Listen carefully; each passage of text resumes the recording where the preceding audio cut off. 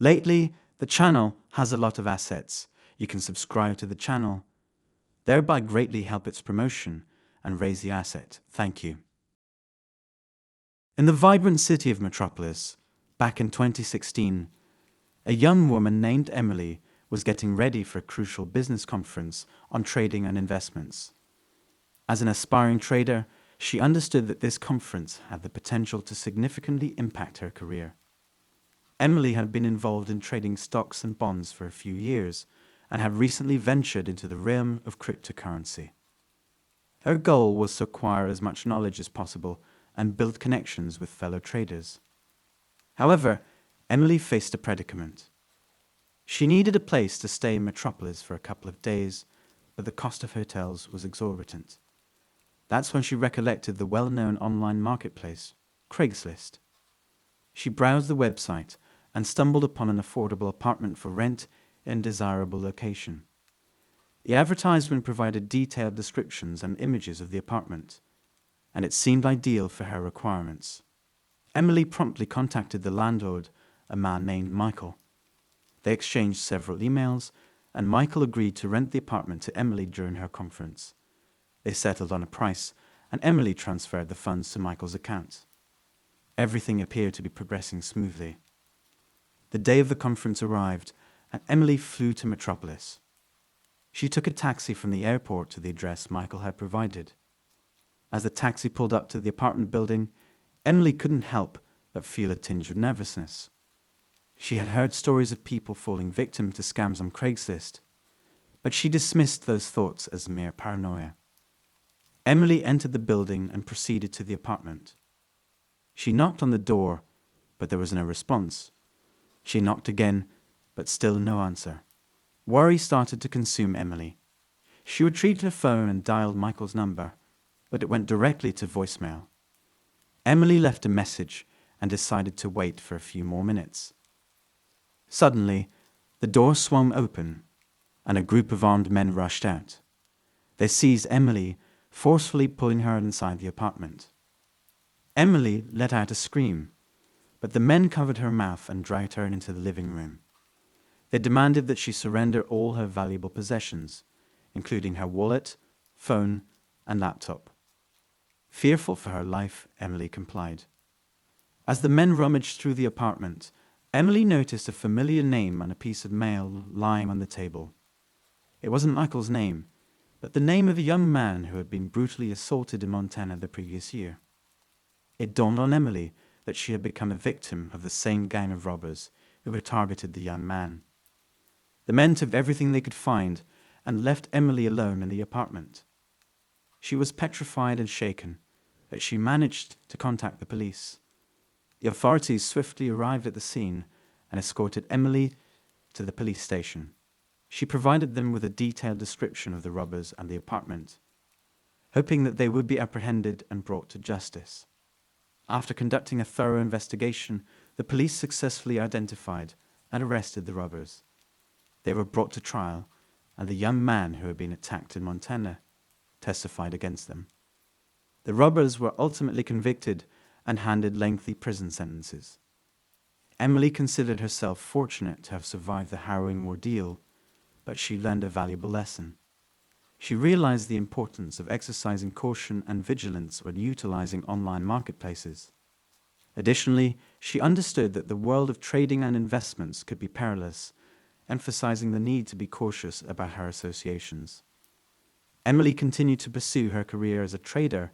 The terrifying experience she had endured in Metropolis remained ingrained in her memory.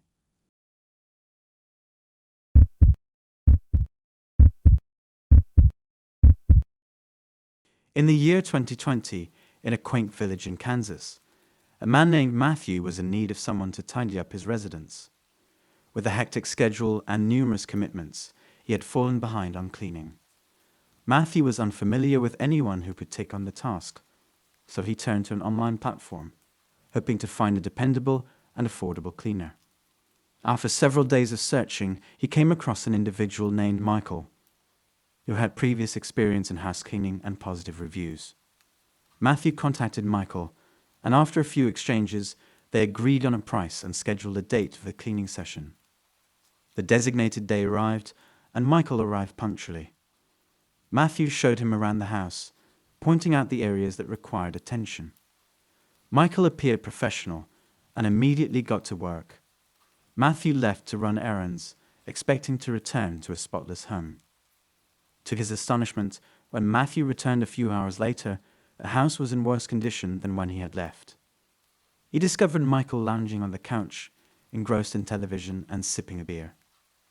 Disappointed and infuriated, Matthew confronted Michael about the situation. Michael apologized, claiming fatigue and the need for a break. Matthew, though frustrated, agreed to give him some time to rest and retreated to his room to calm down. However, moments later, Michael approached Matthew, demanding more money than their agreed-upon price. Matthew refused, explaining to Michael that they had struck a deal and he couldn't simply demand more money. But Michael persisted, producing a gun from his pocket and pointing it at Matthew. Frozen with fear, Matthew didn't know how to react. Michael pulled the trigger, and the sound of the gunshot reverberated through the house. Matthew collapsed to the floor, bleeding and struggling for breath. Unaffected by Matthew's condition, Michael seized the money from his wallet before departing the premises. Matthew died instantly, leaving behind a grief-stricken family in shock. News of the murder quickly spread throughout the village, prompting the authorities to launch an extensive manhunt for Michael. They meticulously combed through the area, scouring for any leads that could help track him down. Witness testimonies were gathered, and evidence was collected, yet Michael seemed to have vanished without a trace. The village was on edge, with residents fearful of venturing out of their homes. Parents kept a watchful eye on their children, and everyone remained vigilant, alert for any signs of danger. Weeks turned into months as the search for Michael persisted, but the authorities made no headway in locating him. Then, one day, a tip was received. Someone had spotted a man resembling Michael in a neighboring town. The authorities swiftly responded, and after a brief pursuit, successfully apprehended him. Michael was brought to trial, and the evidence against him was overwhelming. The judge handed down a life sentence without the possibility of parole. The village breathed a collective sigh of relief, knowing that justice had been served. However, for Matthew's family, the pain and sorrow never subsided. They were left with an irreplaceable void in their lives. Each day, they mourned Matthew's loss and held on to the invaluable lesson his tragic death had taught them: to exercise caution and vigilance when dealing with strangers, even those who may initially appear trustworthy.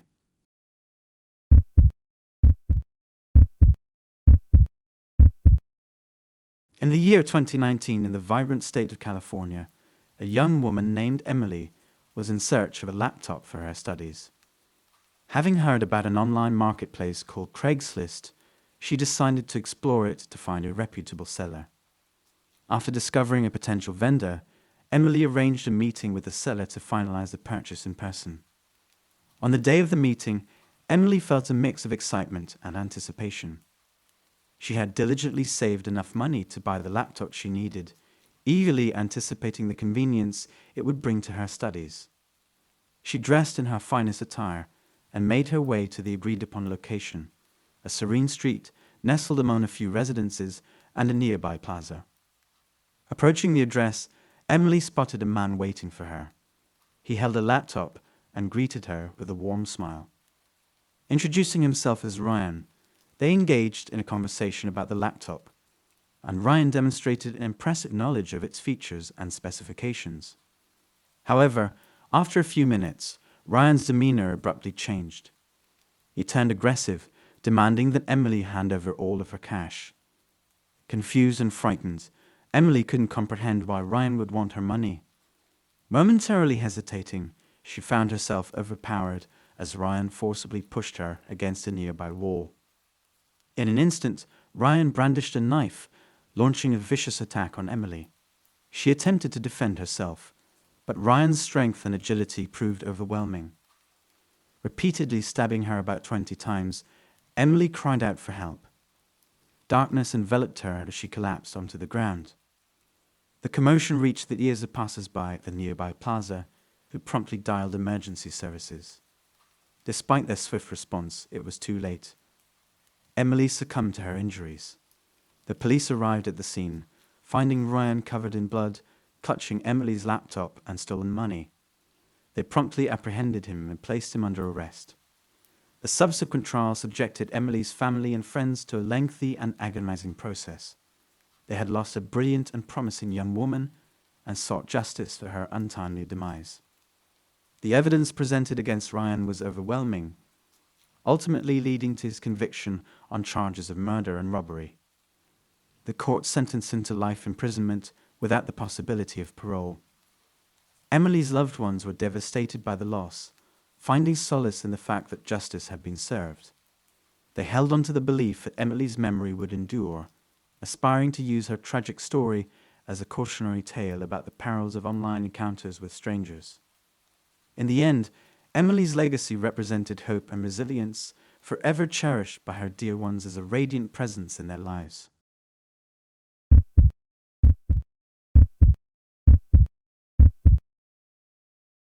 In the year 2018, in the bustling streets of Metro City, the atmosphere was vibrant as people carried out their daily routines. Among them was a young man named Alex, eagerly anticipating the upcoming concert of his favorite band. Alex had been on the hunt for tickets for weeks, but they were sold out everywhere. Frustrated and desperate, he decided to try his luck on an online platform. After hours of scrolling through listings, Alex finally stumbled upon an ad offering the desired tickets. The seller, who called themselves Max, had listed the tickets at a reasonable price. Alex wasted no time and immediately contacted Max, arranging a meeting in a quiet corner of the city center. On the designated day, Alex arrived at the agreed-upon location, feeling a mix of nervousness and excitement. Although he had never bought tickets from a stranger before, he was willing to take the risk to witness his beloved band perform. Max was already present, waiting for Alex. Approaching Max, Alex sensed an uneasy aura. Max appeared restless and on edge.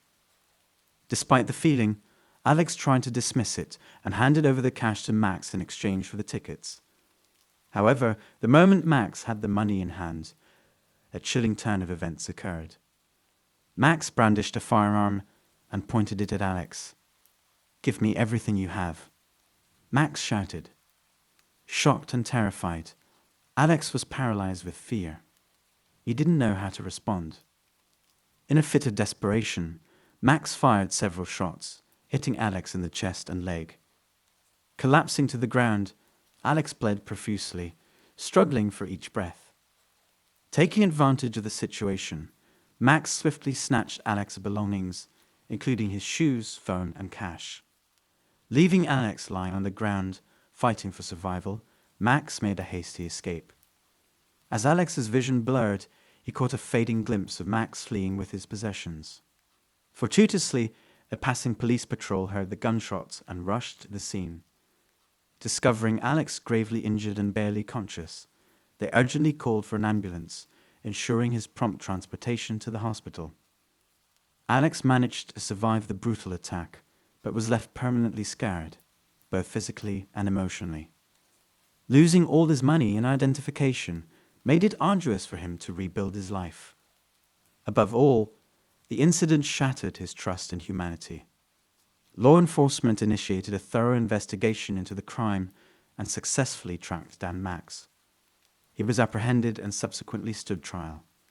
Revelations surfaced, exposing Max's history of violence and involvement in various criminal activities. Following a protracted and grueling legal process, Max was found guilty of attempted murder and robbery. The court handed down a sentence of life imprisonment without the possibility of parole, ensuring he could no longer inflict harm on others. As for Alex, he embarked on the arduous journey of rebuilding his life. It took him considerable time to regain his confidence and faith in people, but he eventually succeeded. The experience never faded from his memory, but he refused to let it define his existence. Instead, he pursued his dreams and crafted a fulfilling life, always mindful of the need for caution and vigilance in an unpredictable world. The incident left an indelible impact on Alex and all those who knew him. It served as a stark reminder of the perils of trusting strangers and the significance of exercising caution in an uncertain world.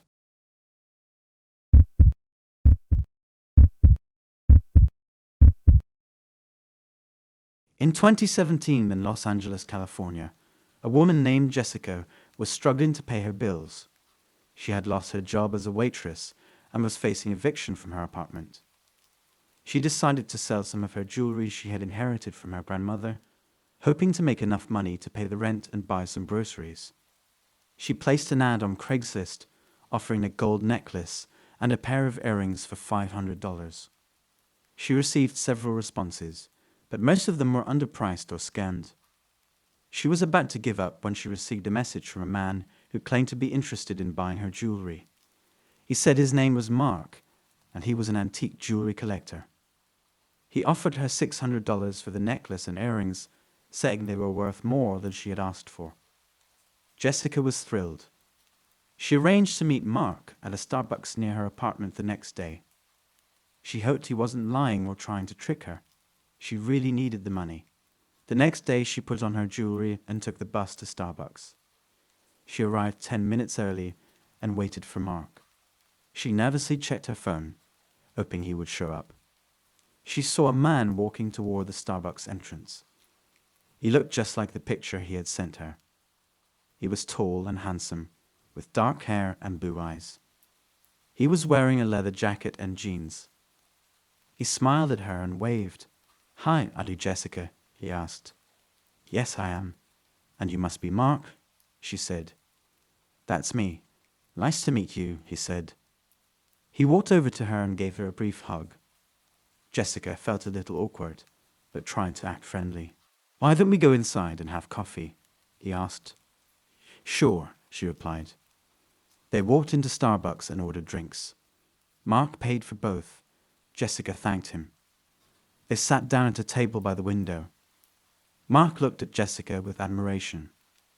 "You're very beautiful, Jessica," he said. "Thank you," she replied, blushing. He leaned closer to her and whispered in her ear, "And your jewelry is amazing." Jessica felt a chill run down her spine. She pulled away slightly and looked at him. "Thank you. This belonged to my grandmother," she said. "It's very precious, you know," he said. "I know. That's why I'm selling it," she said. He nodded sympathetically. "I understand. Times are tough, huh?" She nodded sadly. "Yes, they are." He reached out and gently touched her hand. "I'm sorry to hear that. You deserve better." She smiled weakly. "Thank you. You're very kind." He smiled back. "No problem. I'm here to help." He looked around the Starbucks and then back at her. "Listen, Jessica, I have an idea," he said. "What is it?" she asked. He lowered his voice and spoke in a conspiratorial tone. "How about we skip this place and go somewhere more private? I've got a car parked outside. We can drive over to my place and talk in a more comfortable environment." Jessica felt uncomfortable. She didn't know Mark well enough to trust him. She wanted to sell him her jewelry and leave as soon as possible. "I don't know Mark," she said hesitantly. He squeezed her hand encouragingly. "Don't worry, Jessica. I'm not going to hurt you or anything." Jessica's intuition kicked in, and she quickly withdrew her hand from Mark's grasp. Something about his demeanor and the sudden change in his tone made her uneasy. "I'm sorry, Mark, but I'm not comfortable going to your place," she said firmly. Mark's expression shifted from charm to frustration, his smile fading. "Come on, Jessica. I promise you'll be safe." "I just thought we could discuss the jewelry in a more relaxed setting," he insisted, his voice tinged with annoyance. Jessica shook her head, her resolve strengthening. "No, thank you. I prefer to keep our meeting here, in public," she replied, mustering her courage. Mark's frustration transformed into anger, and his eyes narrowed. "You're making a mistake, Jessica," he said through clenched teeth. Jessica felt a wave of unease wash over her. She realized she needed to end this encounter and distance herself from Mark as soon as possible. "I think I've changed my mind about selling the jewelry." "Sorry for the inconvenience," she said, her voice quivering slightly. Mark's face twisted with anger, and he leaned in closer, his voice barely audible. "You're not going anywhere," he hissed. Fear gripped Jessica as she realized the danger she was in. She glanced around, desperately seeking help. Then, summoning every ounce of strength, she pushed her chair back and stood up abruptly. "Stay away from me," she shouted, drawing the attention of nearby customers. Mark's eyes widened, startled by her sudden outburst. The commotion attracted the Starbucks staff, who quickly approached the table. "What's going on here?" the barista asked, concern etched on her face. "This man, he's been harassing me," Jessica managed to say, her voice trembling. The barista looked at Mark, her expression hardening. "You need to leave, sir," she said firmly. Mark scowled, realizing he had lost control of the situation. He stood up, glaring at Jessica before turning and storming out of the coffee shop.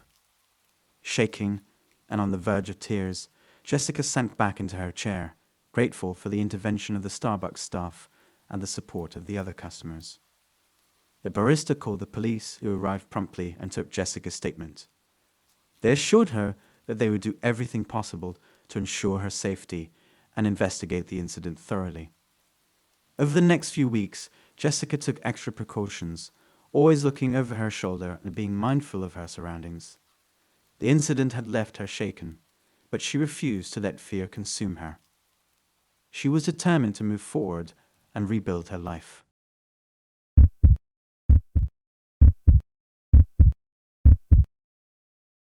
In the summer of 2017, a man named John decided to sell his smartphone through an online marketplace. He placed an advertisement, and soon after, he received a message from a potential buyer. After exchanging a few messages, they agreed to meet at a nearby shopping center. Feeling a mix of nerves and excitement, John arrived at the designated meeting spot. He noticed a young woman sitting on a bench, engrossed in her phone. John approached her, introduced himself, and confirmed that she was the interested buyer. They haggled over the price, and the woman appeared satisfied with the deal. As they were finalizing the transaction, John suddenly felt a sharp pain in his chest. Startled, he looked down to find that the woman had brandished a knife and stabbed him. Shocked and defenseless, John tried to fight back, but his assailant overpowered him. She repeatedly stabbed him, seized the phone, and swiftly fled the scene, leaving John gravely wounded and bleeding profusely on the ground. Passers-by witnessed the horrifying incident and promptly dialed emergency services. Within minutes, paramedics arrived and swiftly transported John to the hospital. His injuries were critical, necessitating emergency surgery to save his life. Devastated, his loved ones prayed fervently for his recovery. Meanwhile, the authorities initiated a search for the woman who had attacked John. After reviewing the mall's surveillance footage, they successfully identified her. A few days later, they apprehended her and took her into custody. Her name was Rebecca, a troubled young woman with a history of drug addiction and multiple encounters with the law. Further investigation revealed Rebecca's involvement in various other criminal activities. Her extensive criminal record and reputation for danger were well known. Her trial was scheduled for the following year, and John was summoned to testify against her. On the day of the trial, John, still recuperating from his injuries, experienced a mixture of nerves and determination. He took the witness stand and recounted the terrifying encounter with Rebecca, reliving the traumatic experience. His testimony carried significant weight, compelling the jury of Rebecca's guilt. Rebecca received a 25-year prison sentence, finally allowing John to put the ordeal behind him. Although a challenging road to recovery lay ahead, he felt grateful for his survival and the unwavering support from his family and friends. Over the subsequent years, John diligently worked to rebuild his life.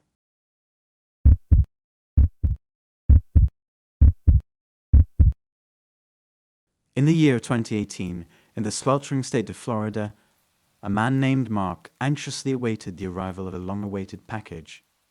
This package held a rare guitar pick that he had been tirelessly searching for to complete his collection. Mark had scoured various online platforms and finally found it on a local classifieds website. The seller, known as Max, claimed that the pick was a limited edition from Japan and would be the perfect addition to Mark's collection. After exchanging numerous emails and phone calls, Mark agreed to meet Max at a small beachside park close to his residence. The thought of finally possessing the guitar pick filled Mark with excitement. On the day of the meeting, Mark arrived early at the park, eager to complete the transaction. As Mark waited, he noticed a suspicious group of individuals loitering around the park. Initially, he dismissed them as passers-by. However, as time passed, unease began to creep in. Max was nowhere to be seen, and the group of individuals gradually closed in on Mark. Just as Mark contemplated leaving, the group attacked him from behind. They forcibly took away his belongings, including his wallet, cell phone, and wristwatch. To add to the agony, they left him severely battered and injured, lying on the ground in a pool of blood. The assailants swiftly vanished, leaving no trace behind. Law enforcement was alerted promptly, and an investigation was initiated. It was revealed that the group had meticulously planned the robbery, specifically targeting Mark due to the valuable guitar pick he was supposed to have. However, the guitar pick was nowhere to be found, and Max had also vanished.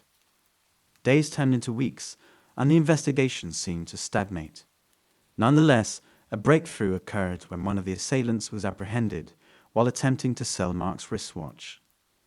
The apprehended individual swiftly confessed to the crime and provided vital information regarding the whereabouts of the other culprits. Subsequently, the remaining assailants were apprehended one by one and brought to justice. It was unveiled that Max was the mastermind behind the robbery and had fled the state immediately after the incident. However, authorities eventually captured him and extradited him back to Florida to face trial. During the court proceedings, Max pleaded guilty to the crime and was handed a 20-year prison sentence. Meanwhile, Mark had to endure multiple surgeries and endure physical therapy to recover from his injuries. Although he never obtained the guitar pick he had longed for, the experience imparted him with a newfound appreciation for life and the people around him. Ultimately, justice prevailed, and those responsible for the heinous crime faced the consequences of their actions. Mark, scarred physically and emotionally, managed to move forward with his life, cherishing the small things that held genuine importance. The incident would forever be a part of him. He resolved not to allow it to define him.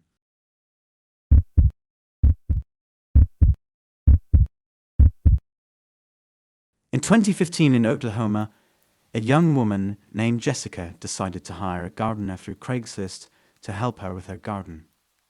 She had recently moved into a new home with a large backyard and wanted to plant flowers and vegetables. She was a single mother of a 60-year-old boy named Tommy, who went to school during the day. She worked as a nurse at the local hospital, and she had a busy schedule. She thought hiring a gardener would save her time and make the garden look nice. She found an ad on Craigslist that offered gardener services for a reasonable price. The ad had a picture of a smiling man with a shovel in his hands. He looked friendly and professional. His name was Mark, and he claimed to have over 10 years of experience in landscaping and gardening. He said he could do any job from lawn mowing to tree trimming. He also said he had his own tools and transportation. Jessica decided to call him and make an appointment. She talked to Mark on the phone, and he seemed polite and helpful. He said he could come over the next day and give her a free estimate. He asked for her address and said he would be there around 10 a.m. Jessica agreed and gave him her address. She was relieved to have found someone to help her with the garden. The next day, Jessica woke up early and got ready for work. She left Tommy at the school bus stop and drove to the hospital. She hoped Mark would do a good job and she would come home with a beautiful garden.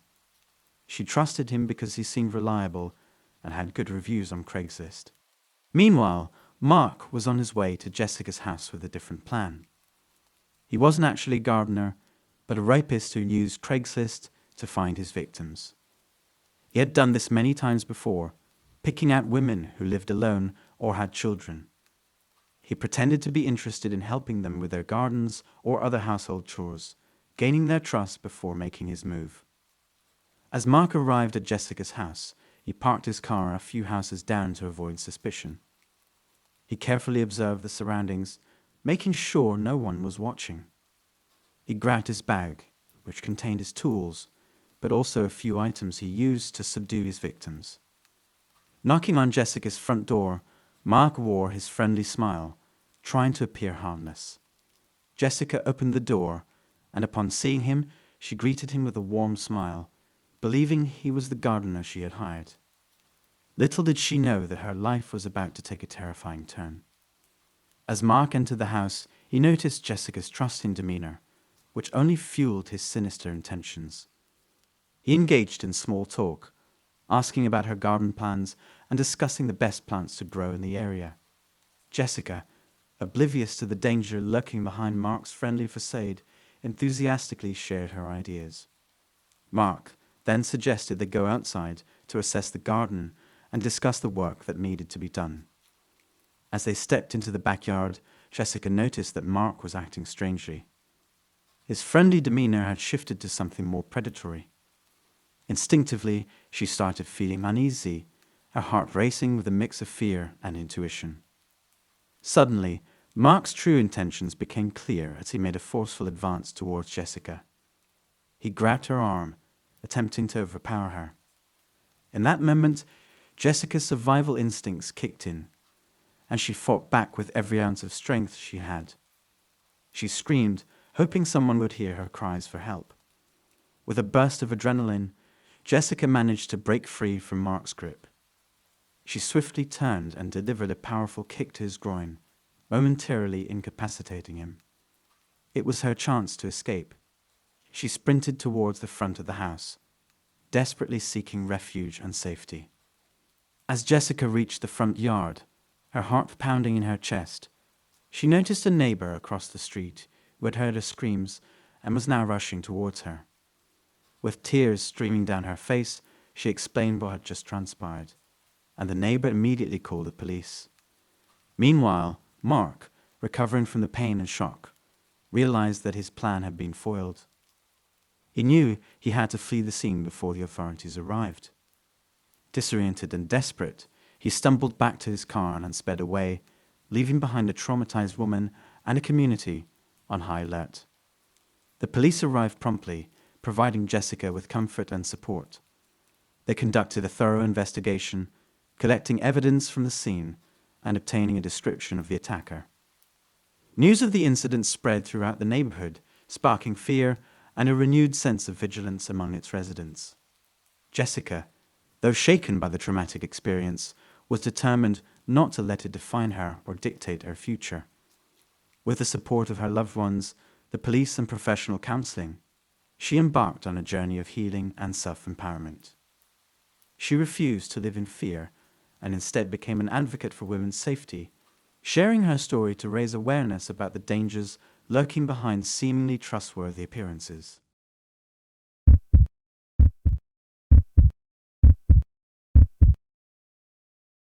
In 2014, within the bustling city of Springfield, a young man named Alex made a difficult decision to sell his cherished motorcycle through an online platform.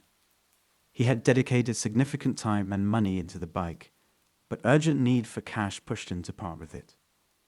After posting an advertisement on a popular website, he received a message from a potential buyer who displayed interest in purchasing the motorcycle. They agreed to meet in a secluded spot outside the city, away from prying eyes. On the designated day, Alex arrived at the meeting location on time, feeling a mix of apprehension and hope. The buyer, a tall individual with a shaved head, awaited his arrival. They exchanged greetings, and Alex showcased the motorcycle. The buyer appeared content and requested a test ride. Initially hesitant, Alex eventually relented when the man insisted, emphasizing the importance of ensuring the bike's condition. As soon as Alex handed over the keys, he sensed something amiss about the buyer. The individual seemed nervous and restless, constantly scanning the surroundings suspiciously. Alex tried to dismiss his unease and patiently waited for the test ride to conclude. However, minutes passed, and the sound of the engine gradually faded into the distance. Panic enveloped Alex as he realized he had been deceived. His motorcycle had been stolen, and the thief had fled. Just as he contemplated contacting the authorities, he felt the cold touch of a metallic object against his temple. Turning around, he discovered the buyer pointing a gun at him, a menacing grin adorning his face. The ensuing moments became a blur. The thief demanded Alex's hand over all his money, and upon his resistance, delivered a brutal blow to his head. Darkness engulfed him. When he regained consciousness, he found himself in a hospital bed, his left hand throbbing in pain. It was then that he realized he had lost one of his fingers. The medical staff informed him that a compassionate passerby had discovered him bleeding profusely by the roadside and brought him to the hospital. Alex couldn't believe his fortune. He had survived a dreadful ordeal, albeit at the cost of losing a finger. Anger and frustration welled up within him toward the criminal who had shattered his life. The following weeks constituted a grueling and agonizing recovery process for Alex. He underwent surgery to repair the damage inflicted on his hand, bearing a prominent scar where his finger once was. Nevertheless, his determination to seek justice and hold his assailant accountable remained steadfast. The diligent efforts of the police investigation led to the apprehension of the gang member responsible for Alex's robbery. Following a court trial, the thief was found guilty of robbery and assault. Alex felt immense relief witnessing the criminal brought to justice, yet he couldn't completely shake off the trauma from the incident.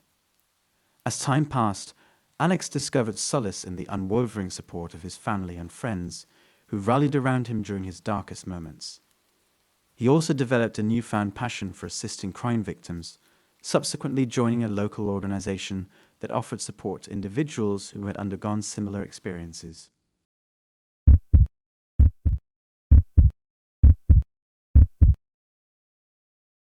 In 2014, in a small Illinois town, Jake was an aspiring musician who needed money to pay his rent.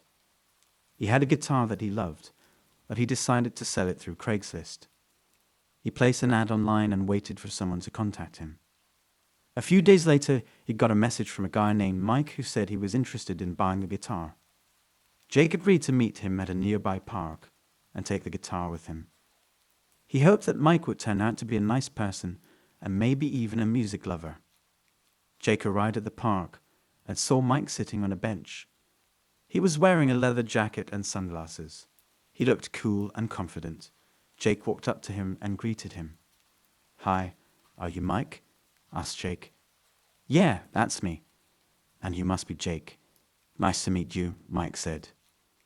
"Nice to meet you too." "So, this is a guitar," Jake said, showing him the instrument. "It looks great. Can I try it?" asked Mike. "Sure, go ahead," said Jake, holding out the guitar to him. Mike took the guitar and started playing. He seemed to know what he was doing. He played a few chords and riffs. He smiled and nodded. "It's a good guitar. It sounds good. How long have you had it?" asked Mike. "I've had it for about 2 years. It was a gift from my dad." "He's a musician too," said Jake. "Really? That's cool. What kind of music do you play?" asked Mike. "I play mostly rock and blues. I play in a band with a few friends. Sometimes we play local bars and clubs," Jake said. "It's great. I love rock and the blues too. I play drums," Mike said. "Wow, really? That's cool too. Maybe we could play a jam sometime," Jake said. "Yeah, maybe," Mike said. They continued chatting for a while, exchanging stories and opinions about music. Jake felt happy and relaxed. He thought Mike was a nice guy and maybe even a potential friend. He didn't notice Mike slowly approaching him until he felt his breath on his neck. "Hey, what are you doing?" asked Jake fearfully. Mike suddenly grabbed Jake by the throat and squeezed hard. Jake gasped and tried to resist, but Mike was stronger and faster. He punched Jake in the face and knocked him out. Jake fell to the ground unconscious, and Mike quickly grabbed the guitar and ran off, disappearing into the distance. Jake's head throbbed with pain as he slowly regained consciousness. He groaned and touched his bruised cheek, trying to gather his bearings. As the reality of what had just happened sank in, anger and frustration surged through Jake's veins. How could someone he had thought was a fellow musician, someone who shared his love for music, suddenly turn violent? Jake knew he had to act quickly if he wanted to recover his precious guitar and bring Mike to justice. With a determined grimace, Jake staggered to his feet and checked his surroundings. The park was mostly empty, but there were a few people in the distance. He stumbled towards them, calling for help and explaining what had transpired. The bystanders quickly sprang into action, calling the police and providing Jake with their contact information as potential witnesses. Soon, the authorities were alerted, and a search for Mike and the stolen guitar began. Days turned into weeks, and Jake tirelessly cooperated with the police, offering any information that could help track down the thief. He shared every detail about his encounter with Mike, hoping it would lead to his arrest. The local news picked up the story, spreading the word about the stolen guitar and appealing to the community for assistance. Jake's determination paid off when a tip came in from a music store owner across town. He claimed to have seen someone matching Mike's description, trying to sell a guitar that closely resembled Jake's stolen instrument. The police immediately followed up on the lead and confronted Mike at the store. Cornered and unable to escape, Mike's initial confidence crumbled as he faced the consequences of his actions. The police recovered Jake's guitar, which had been pawned for quick cash. They arrested Mike and charged him with assault and theft. Relieved to have his beloved instrument back in his possession, Jake couldn't help but feel a mix of emotions. The experience had shattered his trust in strangers, especially those who shared his passion for music. However, it also reinforced his resilience and determination to continue pursuing his dreams. My opinion: most of these stories happened because the victims were not careful, because it is not difficult to take one or two of their acquaintances to a meeting to protect themselves from the bad intentions of the perpetrator. The victims did not do this, and in most cases greatly regretted it. Watch out for such things, or else you have a great chance of getting caught in my next video clip. Thanks for watching, and see you again.